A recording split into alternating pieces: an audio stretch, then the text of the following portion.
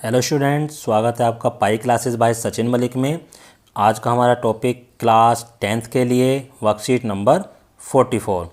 देखो, आज इसमें हम टेंजेंट्स और रेडियस से रिलेटेड कुछ थ्योरम करेंगे। उन थ्योरम के ऊपर फिर हमें 3 एग्जाम्पल दे रखे हैं और 3 या 4 ही हमें क्वेश्चन दे रखे हैं जो हमें इसमें करने हैं। आइए समझते हैं इस वर्कशीट का सॉल्यूशन हिंदी और इंग्लिश दोनों ही लैंग्वेज में। देखो स्टूडेंट्स, ये है हमारी वर्कशीट नंबर 44 क्लास 10th। आइए करते हैं इसको। स्पर्श रेखा के गुण, ठीक है। क्वालिटी ऑफ टेंजेंट्स, टेंजेंट्स की हमारे पास क्या क्या क्वालिटी होती हैं, क्या क्या थ्योरम होती हैं उससे रिलेटेड, और उन थ्योरम पे रिलेटेड क्या क्या क्वेश्चन है वो इसमें दे रखे हैं। आइए करते हैं हम इसको। देखो, स्टार्टिंग में हमें दे रखा है याद कीजिए और बताइए, ठीक है। क्या कहता है ये? कहता है समकोण त्रिभुज। समकोण त्रिभुज कौन सा होता है? Right angle triangle. कोई ABC एक समकोण त्रिभुज है, उसमें हमें क्या करना है? उसमें AC परपेंडिकुलर BC है, ठीक है। ये इस टाइप से मैं एक ट्राइंगल बना लेता हूँ। ये बन गया हमारे पास। और ये कैसे है? AC परपेंडिकुलर है BC पर, तो ABC इस टाइप का ये ट्राइंगल है। अगर इसमें मैं पाइथागोरस थ्योरम लगाऊंगा तो क्या बनेगा? AB का स्क्वायर यानी कर्ण का वर्ग यानी हाइपोटेन्यूज, प्लस बाकी दोनों साइड जो बच गई बेस और हाइट यानी कि आधार और लंब, तो BC का स्क्वायर प्लस AC का स्क्वायर, ठीक है। तो ये चीज़ हमारी आएगी। तो इसी से हमें पहला वाला फिल इन द ब्लैंक्स भर लेना है। देखो, दूसरे उसमें देना है। दूसरे में क्या बोल रहा है ये? संकेंद्रीय। संकेंद्रीय का मतलब कॉन्सेंट्रिक। कॉन्सेंट्रिक सर्कल के क्या समान होते हैं, क्या इक्वल होते हैं? केंद्र, सेंटर, ठीक है। तीसरा जो है, तीसरे में कह रहा है चतुर्भुज के आंतरिक कोणों का योग। सबको पता है चतुर्भुज जो क्वाड्रिलेटरल है उसके सभी कोणों का योग कितना होता है? सारे एंगल्स का योग 360। तो ये कुछ हमारा पुराना था जो हमने करा। अब हम करेंगे थ्योरम। इससे रिलेटेड जो हमें ये थ्योरम दे रखी हैं इसको हम कैसे करेंगे। देखो, कहता है थ्योरम मैं आपको पढ़ के बता रहा हूँ। इंग्लिश वाले अपना इंग्लिश में देखें और हिंदी वाले अपना हिंदी की तो मैं बता ही रहा हूँ, और इंग्लिश वाले भी अगर अपनी वर्कशीट में देखेंगे तो कोई उनको प्रॉब्लम नहीं होगी। थ्योरम का मैं मीनिंग बता रहा हूँ। कहता है कोई भी हमें एक सर्कल दे रखा है, उस सर्कल में XY एक हमारी क्या है? टेंजेंट है। ये स्पर्श रेखा है हमारे पास, ठीक है। ये हमारे पास टेंजेंट है इस टाइप से XY, और OP जो है रेडियस है। कहाँ पर? पॉइंट ऑफ कांटेक्ट पर। ये जो पॉइंट ऑफ कांटेक्ट था हमारे पास P था ये, ठीक है। इस P पर पॉइंट ऑफ कांटेक्ट है। तो हमें प्रूव करना है OP और XY इसके बीच में जो एंगल बनेगा वो हमेशा 90 डिग्री होगा, यानी रेडियस और टेंजेंट, स्पर्श रेखा और त्रिज्या के बीच का जो कोण होता है 90 डिग्री होता है। अब कैसे प्रूव करें? देखो, तो सबसे ऊपर लिख रखा है दिया है यानी गिवन। क्या दे रखा? हमें एक सर्कल दे रखा है, ठीक है। सर्कल जिसका केंद्र O है और XY इस पर क्या है? स्पर्श रेखा यानी टेंजेंट। कहाँ पर? पॉइंट P पर। प्रूव करना है। प्रूव हमें ये करना, OP जो है परपेंडिकुलर है XY पर, ठीक है। अब इसमें एक कंस्ट्रक्शन भी कर लेते हैं। कंस्ट्रक्शन में क्या कहते हैं? XY पर हमने P के अलावा एक पॉइंट और ले लिया हमने यहाँ पर Q। ये हमारा क्या है? Q है। तो ये P के अलावा कोई भी पॉइंट हम ले सकते हैं। Q ले लिया, Q के और भी कुछ ले सकते हैं। तो अब करते हैं उत्पत्ति, और हमने इस OQ को मिला भी लिया। अब आते हैं प्रूफ पर। प्रूफ को उत्पत्ति कह रहा, कहता है देखो, क्योंकि जो Q पॉइंट है वो सर्कल से बाहर स्थित है, ये तो हमें दिख रहा, और P जो है वो सर्कल के ऊपर है। तो क्लियर सी बात है कि OQ जो है वो बड़ा होगा OP से। क्यों? क्योंकि Q सर्कल के बाहर है और P जो है सर्कल पर है, सर्कल की सर्कमफेरेंस पर है। तो जो भी पॉइंट सर्कल से बाहर होगा वो डिस्टेंस सेंटर से, और सर्कल के ऊपर जो है वो डिस्टेंस सेंटर से, ठीक है। तो उसमें कौन सा बड़ा होगा? बाहर वाले का। तो ऐसे ही अगर Q के अलावा कोई और भी पॉइंट ले लो, तो कितने भी पॉइंट ले लो, P के अलावा कितने भी पॉइंट ले लो, किस पर? XY पर, वो सारे के सारे सर्कल से बाहर होंगे। तो सारी डिस्टेंसेस OP के अलावा बड़ी होंगी, यानी OP इससे क्या निकल के आ गया? OP हमारा मिनिमम डिस्टेंस है। और मान लो ये कोई एक पॉइंट है, ये लाइन है, इस पर जब भी तुम मिनिमम डिस्टेंस निकालोगे तो मिनिमम डिस्टेंस हमेशा परपेंडिकुलर वाला ही आएगा। तो इससे प्रूव होता है कि OP जो है हमारा XY पर परपेंडिकुलर है।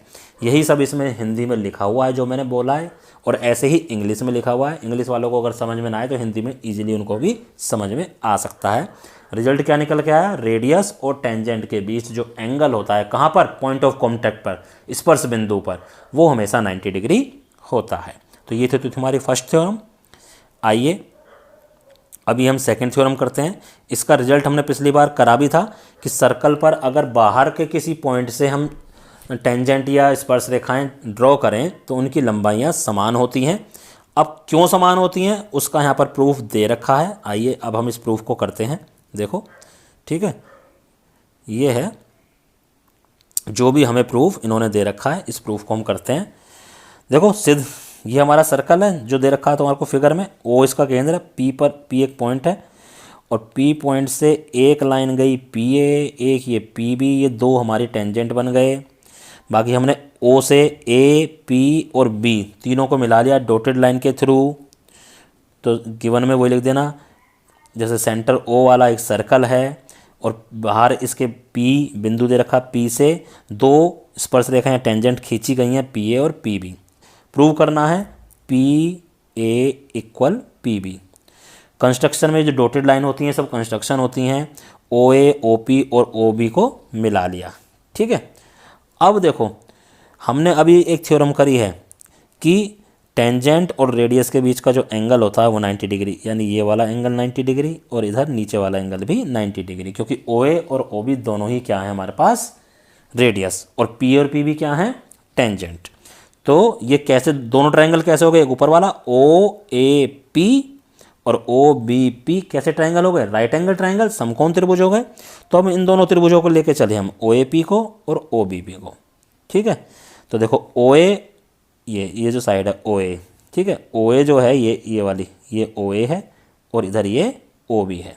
ये दोनों इक्वल क्यों, दोनों क्या हैं, त्रिज्याएं हैं, और ओ पी दोनों में कॉमन हो गया। ठीक है, और ओ पी क्या है, इन दोनों त्रिभुजों का कर्ण भी है, यानी हाइपोटेन्यूज भी है। तो जो RHS रूल था हमारा कंगुरेंसी का, वो यही तो था कि एक तो हाइपोटेन्यूज या कर्ण इक्वल होना चाहिए और बाकी बची दोनों साइड में से कोई भी एक साइड इक्वल होनी चाहिए। तो ये दोनों ट्रायंगल हमारे कंगुरेंट प्रूव हो गए। कौन सी सर्वांग समता लगी, कौन सी कंगुरेंसी लगी, RHS। जब RHS लग गई तो दो साइड तो इक्वल आ गई, बाकी तीसरी साइड कौन कौन सी बच गई, इधर से PA बच गई और इधर से PB बच गई, तो ये भी इक्वल होंगे। Hence PA equal to PB by CPCT। तो इससे प्रूव हो गया कि बाहर के पॉइंट से सर्कल पर जो भी हम टेंजेंट्स ड्रॉ करते हैं उनकी लेंथ बराबर होती है। ठीक है, चलो जी अब क्वेश्चन करते हैं। ये क्वेश्चन नंबर 1 इधर इन्होंने हमें दे रखा है। देखो क्या है क्वेश्चन ये। ठीक है, आइए इस क्वेश्चन को हम करते हैं। कहता है, देखो पहले फिगर में देख लो, फिगर में एक सर्कल दे रखा है, टी कोई बाहर एक पॉइंट है और टी से दो हमने स्पर्श रेखाएं खींची हैं, टेंजेंट्स खींचे हैं, TP और TQ। कहता है, और एक ही एंगल दे रखा है जो सेंटर पर बना हुआ है दोनों रेडियस के बीच में, और PTQ यानी ये वाला एंगल फाइंड आउट ये करवा रहा है। देखो बहुत ईजी है, हमें 110 पता है, हमें TP और OP इसके बीच का एंगल भी पता है, ये 90 डिग्री होगा। क्यों, रेडियस और टेंजेंट के पहली थ्योरम, ये वाला भी 90 डिग्री होगा। ये 110 हो गया। चौथा एंगल पूछ रहा किसका, चतुर्भुज का। चतुर्भुज के चारों कोणों का योग कितने, क्वाड्रिलेटरल के चारों कोणों का योग कितना होता है, 360। हमें 3 एंगल पता है, तो चौथा एंगल पूछ रहा है, निकाल लो, इजी क्वेश्चन है। ठीक है, लिख देना किसमें कि चतुर्भुज TPQ। इससे पहले भी ये लिखना पड़ेगा कि OP परपेंडिकुलर है PT पर, क्योंकि वो स्पर्श रेखाएं हैं और बाकी दोनों त्रिज्याएं हैं। तो ये स्पर्श रेखाएं हैं, तो ये वाले हमारे क्या हो गए, 90 डिग्री के एंगल हो गए। अब ये 90 डिग्री के एंगल हमें पता चल चुके हैं, और जब 90 डिग्री के एंगल हमें ये पता चल चुके हैं दो, तो सारे कोणों का योग हमने लिख दिया ये रहा। ठीक है, हमें इसमें क्या नहीं पता, हमें PTQ नहीं पता, हमें OPT की वैल्यू पता है 90 डिग्री, हमें PQO की वैल्यू पता है 110 डिग्री, हमें तीसरे की पता 90 डिग्री, और चारों की पता है 360। तो 360 के बराबर रख दिया। अब इन तीनों को ऐड करो, दूसरी साइड ले जाके माइनस कर दो, PTQ की वैल्यू तुम्हारे पास आ जाएगी। सिंपल क्वेश्चन है। आइए अब क्वेश्चन नंबर करते हैं, ये सेकंड ही हमें दे रखा है। सेकंड देखो क्या क्वेश्चन है। कहता है चित्र कहाँ पर है, ये रहा चित्र हमारा। देखो ये A और T नीचे स्पर्श रेखा है, ये A है हमारे पास नीचे, यहाँ पर ये A है हमारे पास और नीचे ये T है।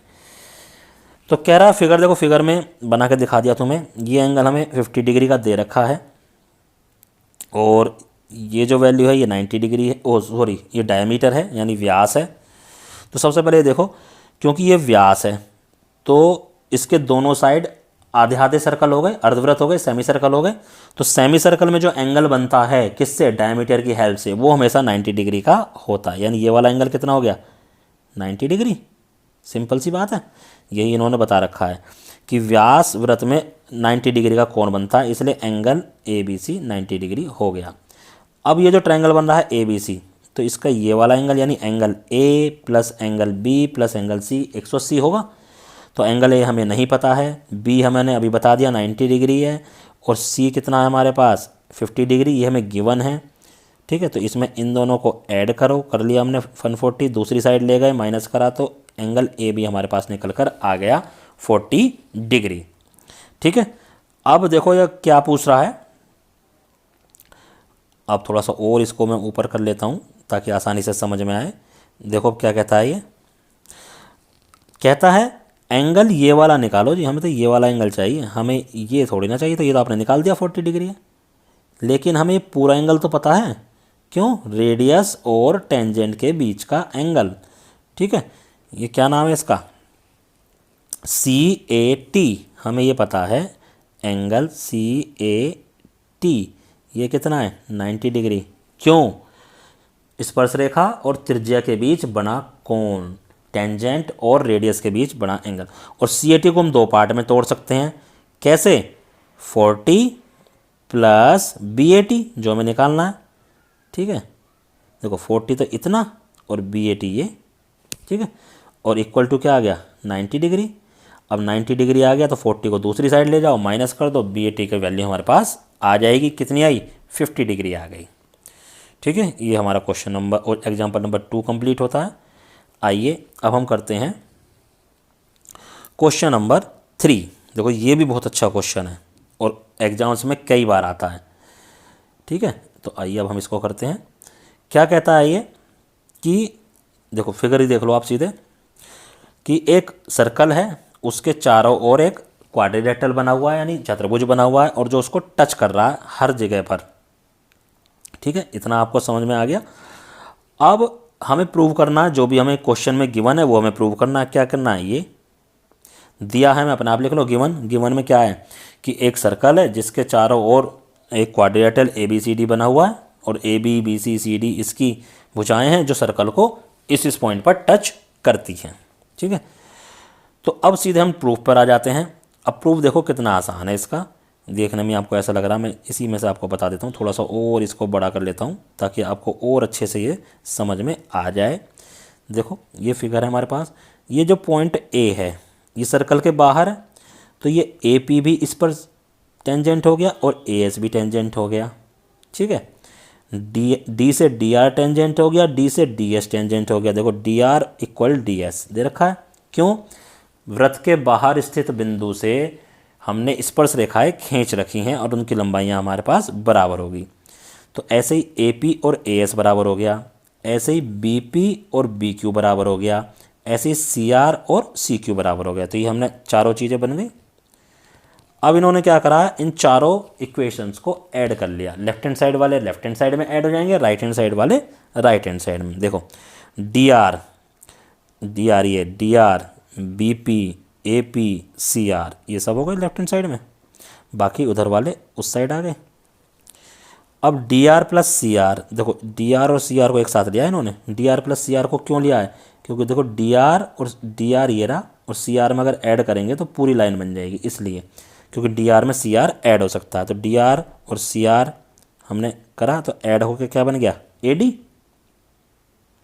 ठीक है, डी आर और C R, sorry A D नहीं बनेगा, इस सी डी बनेगा, D R plus C R, ये सी डी बनेगा। इन्होंने उल्टा लिख दिया है, इधर वाला उस साइड लिख दिया, यहाँ पर इन्होंने उल्टा लिख दिया, मैं इधर इसको सही करके लिख रहा हूँ। D R plus C R हमारा क्या बनेगा, सी डी। उधर B P plus A P क्या बनेगा, ए बी। ठीक है, अभी हम दूसरी साइड ही रहने देते हैं। इधर देखो C Q plus B Q क्या बनेगा, बी सी। इधर A S plus D S क्या बनेगा, ये ए डी बनेगा। और यही तो हमको प्रूव करना है। इसको इधर उधर लिख लो, उससे कोई फ़र्क हमको पड़ता ही नहीं है। ठीक है, तो सिंपल सा हमारे पास फार्मूला ये यूज हो गया, थ्योरम सेकंड वाली यूज हुई है और इससे हमने ये क्वेश्चंस कंप्लीट कर लिए हैं। आइए अब स्वयं प्रयास करिए। ठीक है, स्वयं प्रयास करिए में क्या कहता है वृत्त के किसी बिंदु पर, देखो ये दे रखा स्वयं प्रयास कीजिए। अब इन स्वयं प्रयास कीजिए के क्वेश्चंस हम आपको करके दिखाएंगे। ट्राई योर सेल्फ, वैसे स्वयं प्रयास कीजिए का मीनिंग होता है कि आपको खुद करना, लेकिन फिर भी मैं आपको हिंट दे देता हूँ। कहता वृत्त के किसी बिंदु पर स्पर्श रेखा और स्पर्श बिंदु से जाने वाली स्पर्श रेखा पर क्या होती है, लंब होती है, परपेंडिकुलर। या कहना है टेंजेंट और रेडियस के बीच का जो एंगल होता है वही पूछ रहा है ये। ठीक है, कहता वृत्त के किसी स्पर्श बिंदु पर स्पर्श रेखा और स्पर्श बिंदु से जाने वाली स्पर्श रेखा पर, थोड़ा सा कन्फ्यूजिंग लैंग्वेज लिख रखी है, ये इसका मीनिंग यही है, इस पर परपेंडिकुलर होती है, यानी रेडियस और टेंजेंट की बात ये कर रहा है। आगे कहता दो संकेंद्रीय वृत्तों की त्रिज्याएं 5 सेंटीमीटर और 3 सेंटीमीटर है। संकेंद्रीय का मीनिंग क्या हुआ, जिनके सेंटर सेम होते हैं। देखो इसका मैं फिगर बना के दिखाता हूँ। एक हमारे पास ये हो गया और एक हमारे पास ये हो गया, दो इस तरह से हैं। जो ये वाला जो सर्कल है, इसकी जो रेडियस है वो 3 सेंटीमीटर दे रखी है और इसकी रेडियस दे रखी है 5 सेंटीमीटर। ठीक है, ये हमें दे रखा है।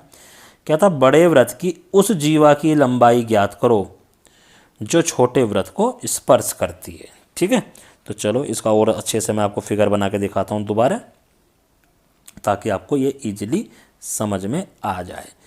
चलो जी, इसका हम काम करते हैं। देखो एक हमने ये बना लिया सर्कल और एक हमने बड़ा सर्कल बना लिया। ठीक है, तो बड़े वृत्त में हम जीवा खींचते हैं और इस तरह से खींचेंगे, छोटे वाले को टच करेगी यहाँ पे, ये इसने टच कर दिया यहाँ पे। अब ये सेंटर तो दोनों का सेम ही है, तो यहाँ से यहाँ तक की रेडियस कितनी हो गई भाई, 3 सेंटीमीटर। और ये इस पर 90 डिग्री भी होगा। क्यों होगा, क्योंकि रेडियस और छोटे वाले के लिए तो ये स्पर्श रेखा बन गई है, बड़े वाले के लिए तो एक कोड है, जीवा है, छोटे वाले के लिए क्या है, स्पर्श रेखा है। तो रेडियस और स्पर्श रेखा के बीच का एंगल 90 डिग्री। अब इसको भी मिला लो, ये किसकी है, बड़े वाले की रेडियस होगी। तो देखो ये तुम्हें 3 पता है और ये वाली वैल्यू 5 पता है। ठीक है, ये हमें 2, तो हमें इस कोड की लंबाई निकालनी है। तो इसकी हेल्प से हम क्या करेंगे, मान लो ये ए है, ये बी है, ये सी है और ये डी है। तो इसमें हम पाइथागोरस थ्योरम लगाएंगे। कौन से ट्राइंगल में, ए बी सी में। ए बी सी में पाइथागोरस थ्योरम लगाएंगे। क्या होता है, क्या होगा, ए सी का स्क्वायर इक्वल ए बी का स्क्वायर प्लस बी सी का स्क्वायर। हमें ए सी की वैल्यू पता है 5 का स्क्वायर क्या हो जाएगा 25 प्लस ए बी हमें नहीं पता, ए बी स्क्वायर, और बी सी हमें पता है 3 है, 3 का स्क्वायर क्या होगा 9। तो 9 इधर आके 16 रह जाएगा। और 16 किसका, क्योंकि ए बी का स्क्वायर है, 16 equal to A B square आ गया हमारे पास। तो ए बी की वैल्यू क्या आ जाएगी 4। चलो तो ए बी निकल गया हमारे पास 4। और क्योंकि ये बिल्कुल बीचों बीच काटते हैं ए बी, ये 4 आ गया। इसी टाइप से इधर वाला पोर्शन ये भी 4 होगा, तो 4 और 4 8। तो कोड की वैल्यू हमारे पास क्या आ गई, कोड की लेंथ कितनी आ गई 8। ठीक है, तो ये हमने 9th में भी पढ़ा था कि अगर सेंटर से जीवा पर परपेंडिकुलर डाला जाए तो वो उसको 2 हिस्सों में बांट देता है। तो सेंटर से देखो हमने जीवा पर परपेंडिकुलर डाला तो ए बी और सी डी हमारे इक्वल हैं, ये भी हमारे पास यहाँ रूल लग गया। तो इस तरह से ये क्वेश्चन हमारा कंप्लीट होता है। नाउ क्वेश्चन नंबर 3, 3 ही क्वेश्चन दे रखे हैं। क्वेश्चन नंबर 3 कहता है यदि एक बिंदु, ठीक है, यदि एक बिंदु क्या है हमारे पास, P से O केंद्र वाले किसी वृत्त पर PA और PB स्पर्श रेखाएं हैं। देखो ये जो हमने एग्जाम्पल करा था ना, ये उस टाइप का है। चलो जी, एक हमने सर्कल बना लिया, इसका सेंटर है इसका O और बाहर पॉइंट है हमारे पास P, और P से इसको मिलाया ऐसे, ये PA हो गया, और P से हमने इधर मिला दिया, ये हमारा PB हो गया। ठीक है, PA और PB स्पर्श रेखाएं 80 के कोण बनाती हैं, यानी ये वाला एंगल, इस बार ये वाला एंगल दे रखा हमें, ये कितना है 80 डिग्री। ठीक है, तो POA ये है और ये एक, ये O, तो POA ये बराबर होगा किसके, PA और PB परस्पर 80 के कोण पर झुकी हैं आपस में, तो POA देखो, ये अगर मैं इसको मिला दूं तो क्या होगा हमारे पास, ये दोनों हमने अभी करा था उसमें थ्योरम 2 में कि ये दोनों कैसे होते हैं, कंगुरेंट ट्रायंगल होते हैं। कंगुरेंट ट्रायंगल होते हैं तो इनकी सारी वैल्यूज बराबर आएंगी।